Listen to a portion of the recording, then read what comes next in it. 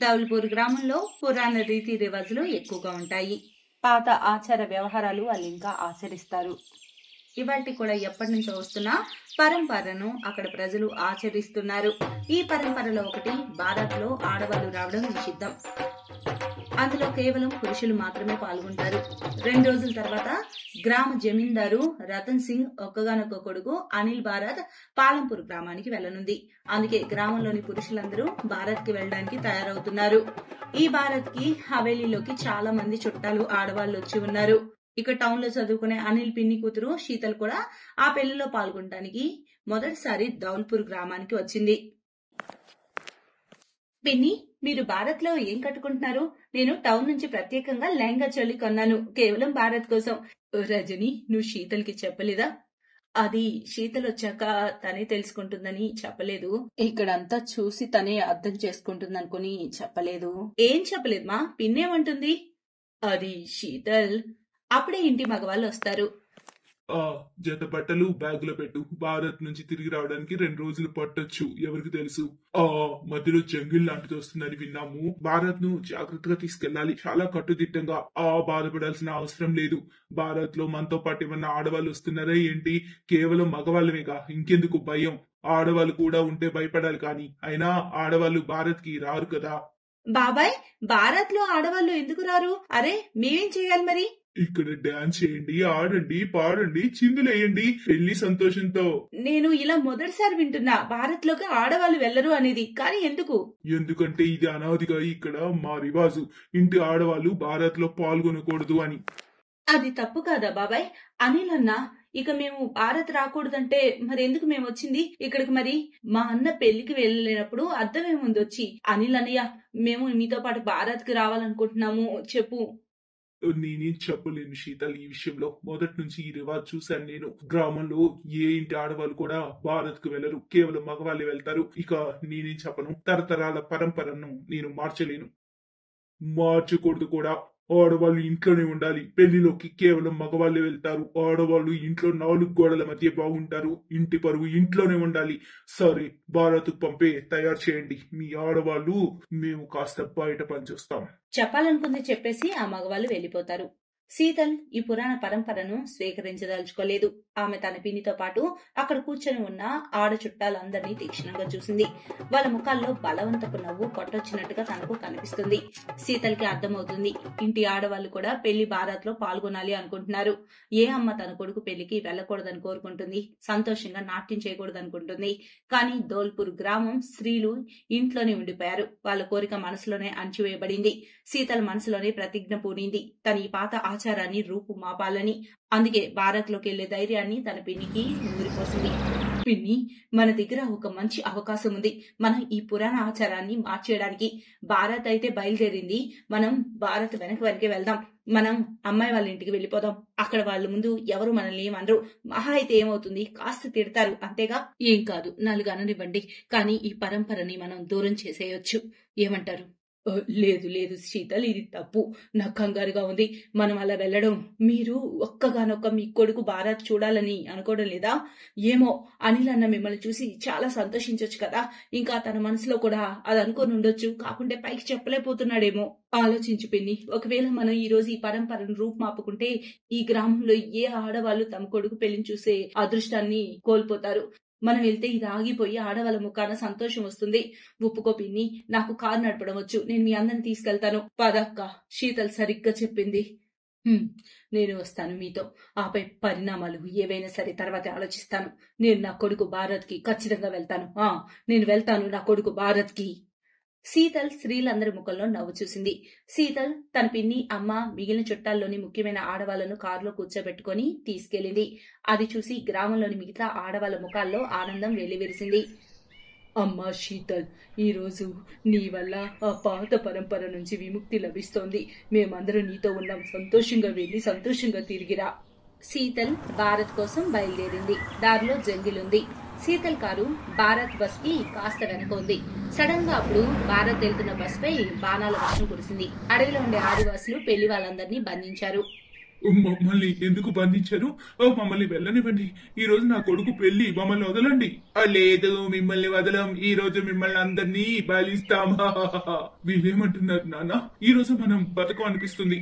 వీళ్ళు మనల్ని ఏం చేస్తారో ఏంటో కూడా తెలియడం లేదు. ఏం చేస్తాం? నరబలిస్తాం. కానీ ఈ ఆచారం ఎప్పుడో పోయింది కదా, ఇప్పుడు అలా ఎవరు చేయడం లేదు కదా. మేం చేస్తాం. మా పురాణ రీతి రివాజులను ఈ రోజు కూడా పాటిస్తాం. మా ఆచార పరంపరను మేము కొనసాగిస్తాం. మేము భారత్ వాళ్ళను బందీలుగా చేసి వాళ్ళను బలిస్తాం. మాకిక్కడ ఇదే ఆచారం. ఓరి దేవుడా, ఏదో ఒక దారి ఉంటుంది. ఆ దారేంటో దారుంది. మీ దగ్గర ఒకవేళ మీ భారత్ లో మగాళ్ళతో పాటు ఆడవాళ్ళు ఉండి ఉంటే కనుక అప్పుడు మేము మిమ్మల్ని ఏమి చెయ్యం, ఏ ఇబ్బంది కలిగించాం. కానీ మీరు మీ గ్రామంలో స్త్రీలు లేకుండా పురుషులే భారత్ కి వెళ్తున్నారు. అలాంటి మగవాళ్లకు శిక్ష వేస్తాం మేము. ఎవరైతే ఆడవాళ్లకు గౌరవం ఇవ్వరో వాళ్ళకి పురుషుల భారత్ వాళ్ళని బలివ్వడం ఒక రకమైన శిక్ష మాకు. ఆ శిక్ష మీకు ఇస్తాం. మీ భారత్ లో స్త్రీలు లేరు, అందుకే ఆ శిక్షకు సిద్ధం కండి. ఆదివాసులు భారత్ లోని పురుషులపై చేయి వేసేలోపు శీతల్, తన అమ్మ, పిన్ని, మిగతా ఆడవాళ్లు వస్తారు. ఆగండి, ఈ భారత్ లో ఆడవాళ్ళం ఉన్నాము. మా కారు కాస్త వెనకపడింది, దారి తప్పాం, కాస్త ఆలస్యమైంది. తర్వాత భారత్ బస్సు కనపడలేదు, అది వెతుకుతూ ఇలా వచ్చాము. మీకు ఎవరు చెప్పారు ఈ భారత్ కేవలం పురుషులదేనని? ఈ భారత్ లో స్త్రీలం కూడా ఉన్నాము. అందుకే మీరు వీళ్ళందరినీ వదిలిపెట్టండి. శీతల్ మిగతా ఆడవాళ్ళని చూసి అక్కడ పురుషులందరూ షాక్ అవుతారు. ఆ సమయంలో అందరూ నోరు మూసుకొని ఉంటారు. ఎందుకంటే అక్కడ అందరికీ తెలుసు ఈ రోజు ఆడవాళ్ళ వల్లే పురుషుల ప్రాణాలన్నీ మిగిలాయని. ఆ ఆదివాసుల వాళ్ళు పురుషులను విడిచిపెట్టారు. వదిలేయండి వాళ్ళను. మీ అందరి ప్రాణాలు ఈ ఆడవాళ్ళ వల్ల మిగిలాయి, అది తెలుసుకోండి. ఒకవేళ ఈ భారత్ లో ఈ ఆడవాళ్ళు లేకుండా ఉంటే మిమ్మల్ని ఎవరు కాపాడగలిగే వాళ్ళు కాదు, ఇక వదిలే వాళ్ళం కాదు. ఎవరైతే ఆడవాళ్ళకు గౌరవం ఇవ్వరో వాళ్ళంటే మాకు అసహ్యం. ఆడవాళ్ళను ఇంటి ఆనందంలో భాగస్వామ్యం చేయాలి. నిజానికి మేము బలి ఇచ్చే వాళ్ళం కాదు మిమ్మల్ని. మీ భారత్ ని మేము కొన్నాళ్ళు ఇలాగే మా దగ్గర పెట్టుకొని మీకు పెళ్లి కాకుండా ఆపి పురుషులకు గుణపాఠం చెప్పి పంపేవాళ్ళం. కానీ మీ ఆడవాళ్లకు గౌరవం ఇచ్చి ఈ రోజు మీరు బయటపడ్డారు. ఆ రోజు ధోల్పూర్ గ్రామ పురుషులకు గుణపాఠం అయితే తెలిసింది. ఇక వాళ్ళు తర్వాత రివాజులు మార్చేయాలని నిర్ణయించుకున్నారు. అనిల్ భారత్ లో పురుషులతో పాటు ఆడవాళ్లు పాల్గొన్నారు. ఇక ఇదంతా శీతల వల్లే జరిగింది.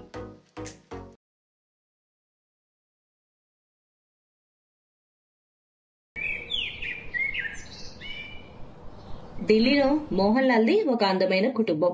మోహన్ లాల్ తన భార్య ఇంకా 2 కొడుకులతో కలిసి ఉంటూ ఉన్నాడు. పెద్ద అబ్బాయికి 10 సంవత్సరాలు, తన పేరు మోహన్. చిన్న అబ్బాయికి 5 సంవత్సరాలు, తన పేరు రోహన్. ఒక రోజు రాత్రి మోహన్ లాల్ భార్య పొరుగింట్లో భజనకు వెళ్ళింది. అప్పుడు మోహన్ లాల్ అన్నాడు, రోహన్, చాలా రాత్రి అయింది, మీ అమ్మ రావడానికి సమయం పట్టొచ్చు, మీరు భోజనం చేయండి. కాసేపటి తర్వాత రోహన్ అమ్మ ఇంటికి తిరిగి వచ్చింది. అప్పుడు ఆ పిల్లలు అంటారు, ఇంతసేపు ఎందుకు ఆలస్యమైంది? రోహన్ ఆకలేస్తుంది. అరే పిల్లలు, మీరు అన్నం తిని పడుకొని ఉండాల్సింది. అమ్మా, నీకు బాగా తెలుసు కదా మేమిద్దరం అన్నదమ్ములు, నువ్వు లేకుండా భోజనం చేయమని అలా అంటావే. సారీ పిల్లలు, పదండి భోజనం చేద్దాం. తర్వాత రోహన్, మోహన్ తన తల్లిదండ్రులతో కలిసి భోజనం చేస్తారు. ఇది ఆ కుటుంబ నియమం, అందరూ కలిసి ఒకేసారి భోజనం చేయాలని. మెల్లమెల్లగా వాళ్ళిద్దరు పిల్లలు పెద్దవారయ్యారు. మోహన్ జాబ్ పెద్ద ప్రైవేట్ కంపెనీలో దొరికింది. రోషన్ జాబ్ కూడా మరో పెద్ద కంపెనీలో దొరికింది. అలా ఒకరోజు వాళ్ళ అమ్మ నాన్న ఒకరితో ఒకరు మాట్లాడుకుంటూ ఉంటారు. మన పిల్లలు ఇప్పుడు పెద్దవారయ్యారు, ఇక వాళ్ళ కాళ్ళపై వాళ్ళు నిలబడ్డారు కూడా, మనం ఎందుకు వాళ్ళ పెళ్లి చేయకూడదు? వాళ్ళు అలా అనుకోవడం ఆలస్యం. అక్కడికి పండిట్ వచ్చాడు. అతను 2 అమ్మాయిల ఫోటోలు టేబుల్ పై పెట్టాడు. ఆపై చెప్పాడు, అమ్మా, నేను మీ 2 పిల్లలకి పెళ్లి చేయాలని కాంకణ కట్టుకున్నాను. ఈ 2 అమ్మాయిలు సంతాక్క చెల్లెలే. ఒకే మండపంలో 2 పెళ్లి చేయొచ్చు, బాగుంటుంది. జంటలు చూడు చక్కగా ఉంటాయి. మీరేమంటారు? అరే పండిట్ గారు, మీరు భలే మంచి సంబంధం చూసారే. 2 అక్క చెల్లెలైతే తగద కూడా అడుగురు. కానీ నా కొడుకులే మారొచ్చు రేపు బహుశా. నేను నా కొడుకులను అసలు మారనివ్వను, కంట్రోల్లో పెట్టేస్తానంతే. మరుసటి రోజు మోహన్ లాల్, పండిట్ ఇంకా తన కుటుంబంతో ఆ అమ్మాయిల ఇంటికి వెళ్లారు. 2 అమ్మాయిలు రాగిని, రాధిక చాలా అందంగా ఉన్నారు, పైగా సంస్కారవంతులు కూడా. అందుకే 2తో పెళ్లి ఫిక్స్ అయిపోయింది. కొద్ది నెలల తర్వాత మోహన్ పెళ్లి రాధికతో, రోహన్ పెళ్లి రాగినితో అయింది. ఆ తర్వాత వాళ్ళు అత్తారింటికి వచ్చారు. ఆపై మొదటి వంట కూడా వాళ్ళిద్దరూ కలిసే చేశారు. అత్తయ్య, మామయ్య, వంట సిద్ధం, మీ 2 రండి, వేడి వేడి అన్నం తినండి. ఎందుకంటే మా భర్తలు రావడానికి టైం పడుతుంది, వాళ్ళు ఫోన్ చేసి చెప్పారు. కోడలా, ముందుగా మీ 2 ఎప్పుడు కొంగుని ముసుగ్గా వేసుకొని ఉండాలి. ఒంటరిగా ఉన్నా సరే ముసుగుండాలి. ఇంకో విషయం, ఇక మేము మొదటగా తింటే మా ఇద్దరు పిల్లలు బాధపడతారు. ఎందుకంటే వాళ్ళకి చిన్నప్పటి నుంచి మేము లేకుండా తినే అలవాట్లేదు. ఇద్దరు కోడలు ముసుగు వేసుకున్నారు. అరే లేదత్తయ్య, వాళ్ళే మాకు ఫోన్ చేసి చెప్పారు అమ్మా నాన్నలకు భోజనం వడ్డించమని. వాళ్ళు రావడానికి టైం పడుతుంది. అది విని వాళ్ళ అత్తకు షాక్ తగులుతుంది. ఆమె అంటుంది, పెళ్లికి ముందు మా ఇద్దరికి ఎప్పుడన్నా బయట నుంచి రావడం ఆలస్యం అయితే అప్పటి వరకు మా పిల్లలు అన్నం తినేవాళ్లే కాదు. మాకు బాధ్యత ఉంది కదా, వాళ్ళు ఎంత లేటుగా వచ్చినా సరే మేము వాళ్ళు లేకుండా భోజనం అయితే చేయము. ఇద్దరు కోడళ్ళు మెదలకుండా తమ గదిలోకి వెళ్లిపోతారు. రాత్రికి మోహన్ రోహన్ ఇంటికి రాగానే అందరూ కలిసి భోజనం చేస్తారు. అన్నం తిన్న తర్వాత వాళ్ళ వాళ్ళ గదుల్లో, రాధిక, నీ ముఖం ఎందుకలా ఉంది? మీ ఇద్దరు అన్నదమ్ములు ఏమన్నా చిన్నపిల్లలా ఏంటి? ఎంత ప్రేమగా వంట చేశాం మేము. మన గదుల్లో ఒక ప్లేట్లో ఇద్దరం కలిసి భోజనం చేయాలి అనుకున్నాను. ఇక నేను మీకో ముద్ద, మీరు నాకో ముద్ద తినిపిస్తారనుకున్నాను. కానీ అత్తయ్య మావయ్య ఇప్పటి వరకు వదలనే లేదే. పైగా మమ్మల్ని అలాగే ముసుగులో ఉంచేశారు తెలుసా? ఇంత చిన్న విషయానికి నువ్వు కోపడుతున్నావా? అసలు రేపు ఒక పని చేయి, చాటుగా భోజనం మన గదిలో పెట్టాయి. నేను లేటుగా వస్తాను, ఏదో ఒక సాకు చెప్తా. ఇక ముసుగుదేముంది? అక్కడ మరో గదిలో రాగిని రోహన్ కూడా అదే మాట్లాడుకుంటున్నారు. తర్వాత రాత్రి రాధిక భోజనం తెచ్చి టేబుల్ పై పెడుతుంది. అక్కడ వాళ్ళ అత్త మావయ్యలు కూర్చొని ఉన్నారు. అప్పుడు రాధిక అంటుంది, అత్తయ్య మావయ్య మోహన్ చెప్పారు ఈ రోజు రావడానికి ఆయనకు లేట్ అవుతుందని, మీకు భోజనం తినిపించమని. ఒకవేళ నేను మీకు భోజనం తినిపించుకుంటే ఆయన నన్ను కోపడతారు. మీరు భోజనం చేయండి ప్లీజ్. ముందు నీ ముసుగు కాస్త కిందకు దించు. ఇంకా రెండో విషయం, మోహన్ ఏమీ కోప్పడ్డు. నేను నా కొడుకును బాగా ఎరుగుతును. ఒకవేళ తను బయట నుంచి ఏదైనా తినొచ్చినా సరే మళ్ళీ మా కోసం ఖచ్చితంగా కొంచెం తింటాడు. ఇంకోసారి మళ్ళీ రాధిక ఆశల పైన నీళ్లు పడ్డాయి. రాత్రికి ఆలస్యంగా మోహన్ ఇంటికి వచ్చాడు. అందరూ డైనింగ్ టేబుల్ పైన ఉన్నారు. రోహన్ తన భార్య కూడా ఉన్నారు. నేను రాధిక చెప్పాను మీ ఇద్దరికి భోజనం వడ్డించమని. మీరు ఇంకా భోజనం చేయలేదా? ఈ రోజు మా కంపెనీలో పార్టీ ఉంటే నేను అక్కడే తినేసి వచ్చాను. అరే బాబు, పెళ్లి ముందు కూడా నువ్వు కంపెనీలో అప్పుడప్పుడు తినేసి వస్తావు కదా, అప్పటికి ఏదో కాస్త మాతో తింటావు కదా. రా కూర్చో తిందాం. నానా, ఇప్పుడు నేను పిల్లాడిని కాదు, పైగా నా పొట్టలో గ్యాస్ ఫామ్ అయింది, నేను తినలేను. అలా చెప్పేసి మోహన్ నేరుగా తన గదిలోకి వెళ్ళిపాడు. ఏం పర్లేదు వదిన, మీరు మాతో పాటు కూర్చొని భోజనం చేయండి. రండి వదిన. లేదు లేదు మరిది గారు, ఈ రోజు నాకు వ్రతం ఉంది, మీరు ప్రశాంతంగా తినండి. అలా చెప్పి రాధిక కూడా తన గదిలోకి వెళ్ళింది. ఇక్కడ ఆమె అత్త మామకు బాధ వేసింది. నువ్వు వీళ్ళని ముసుగులో ఉంచాలనుకున్నావు, ఇప్పుడు అర్థమవుతుందా? మన ఇంట్లో ఒక ముసుగుపై మరో ముసుగు పడనుందని అతి త్వరలో. మరోవైపు రాధిక మోహన్ ఒకే ప్లేట్ లో ఒకరికొకరు తినిపించుకుంటూ తింటారు. నువ్వు సంతోషంగా ఉన్నావా నా ప్రియమైన రాధిక? చాలా సంతోషంగా ఉన్నా. కనీసం అత్త మామయ్య కాస్త పెళ్ళైన తర్వాతైనా ప్రైవసీ ఇవ్వాలి కదా జంటకి, అది తెలియాలి వాళ్ళకి. ఇంకా మిమ్మల్ని పిల్లల్లాగే చూస్తున్నారు. ప్రతి క్షణం అత్తయ్య మామయ్య మమ్మల్ని ముసుగులోనే ఉంచుతున్నారు. మాకు కాస్త స్వేచ్ఛ కావాలి కదా. అలా రోజులు గడుస్తున్నాయి. ఒకరోజు రోహన్ అమ్మ నాన్న తనతో చెప్పారు, అరే రోహన్, 2 రోజుల తర్వాత మోహన్ పుట్టినరోజు. నేను అనుకుంటున్నాను ఈ పుట్టినరోజుకి వీధిలో అందరినీ పిలుద్దామని, ఇంకా ధూమ్ధామ్గా ఈ వేడుకలు చేద్దామని అనుకుంటున్నా ఈసారి. అమ్మా, అలా ఏదైనా ప్లాన్ ఉంటే నాకు ముందే చెప్పాలి కదా. నేను రాగినితో రేపే కాశ్మీర్ వెళ్లి ప్లాన్ చేశాను. టికెట్స్ కూడా బుక్ అయిపోయాయి. ఏం పర్లేదు బాబు, వదిలే. రోహన్ తన గదిలోకి వెళ్ళాడు. అక్కడ రాగిని కూడా ఉంది. మీరు నాకు చెప్పలేదే మనం కాశ్మీర్ వెళ్తున్నామని? ఏం చెప్పను రాగిని, ఈ ప్లాన్ ఇప్పుడే వేశాను. అన్నయ్య బర్త్డేకు మొత్తం వీధిలో అందరూ వస్తారు. నా డబ్బంతా ఖర్చు అవుతుంది. మనకంటూ ఒక బ్రతుకు లేదా? పద, మనం కాశ్మీర్ వెళ్దాం. రాగిని రోహన్ మరుసటి రోజు కాశ్మీర్ వెళ్లారు. మరోవైపు మోహన్ కూడా తన పుట్టినరోజు నాడు తన భార్యతో పాటుగా మనాలి వెళ్లాడు. ఇప్పుడు వాళ్ళ అమ్మా నాన్న బాధపడుతున్నారు. అరే బాధపడుకు నువ్వు, పెళ్లి తర్వాత ఎంత వాళ్ళైనా మారిపోతారు. అందరూ మారిపోతారు, అది నాకు తెలుసు. కానీ నా కొడుకులు మారుతారని నేను అనుకోలేదు. ఒకే కప్పు కింద ఉండి కూడా అందరూ ముసుగేసుకుని ఉన్నారు. ఇద్దరు అన్నదమ్ముల జీవితం వేరువేరు దారుల్లో వెళ్లిపోతుంది. నాకు ఈ విషయమై కంగారుగా ఉంది. ఈ విధంగా ఆ ఇద్దరు అన్నదమ్ములు తమ పూర్తి టైం వాళ్ళ భార్యలతో గడుపుతున్నారు. ఏ ఫ్యామిలీ ఫంక్షన్స్ కానీ ఇంట్లో కలిసి భోజనం కానీ వాళ్ళు చేయడం లేదు. కొద్ది సంవత్సరాల తర్వాత రాగిని ఒక అందమైన అమ్మాయికి జన్మనిచ్చింది. అక్కడ రాధిక ఒక అబ్బాయికి జన్మనిచ్చింది. కొద్ది నెలల తర్వాత మోహన్ ఇంకా రోహన్ తమ భార్యలతో పాటుగా తమ తల్లిదండ్రుల ఎదుర నిల్చున్నారు. అమ్మా నాన్న, మేము అనుకుంటున్నాం మా పిల్లలు పుట్టింటికలు హరిద్వార్ వెళ్లి చేయాలని. ఇది మంచి నిర్ణయం. క్షేమంగా వెళ్ళండి. మీ పిల్లలు పుట్టింటికలు తీపించండి. ఏదైనా తక్కువ ఉంటే చెప్పండి మాకు. ఏమంటున్నారు మీరు?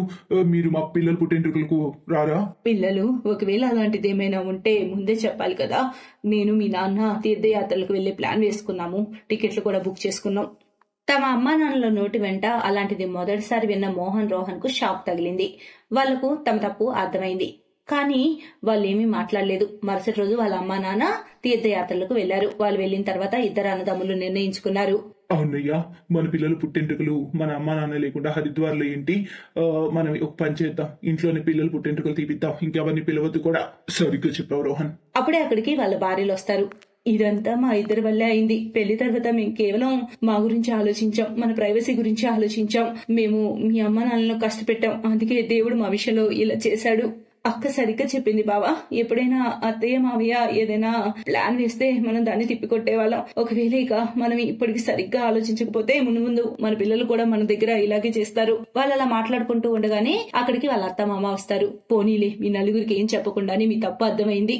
ఒకే కప్పు కింద ఉంటూ ముసుగులో జీవించకూడదు. ఒకవేళ మీ ఇద్దరికి ప్రైవసీ కావాలంటే మాతో ఒక్కసారి చెప్పి చూడాల్సింది. మేము కాదంటామా?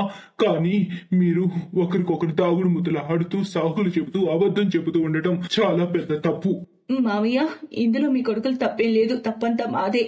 అక్క సరిగ్గా చెప్పింది, మమ్మల్ని క్షమించండి. మేము ఈ ముసుగు శాశ్వతంగా తొలగిస్తాము.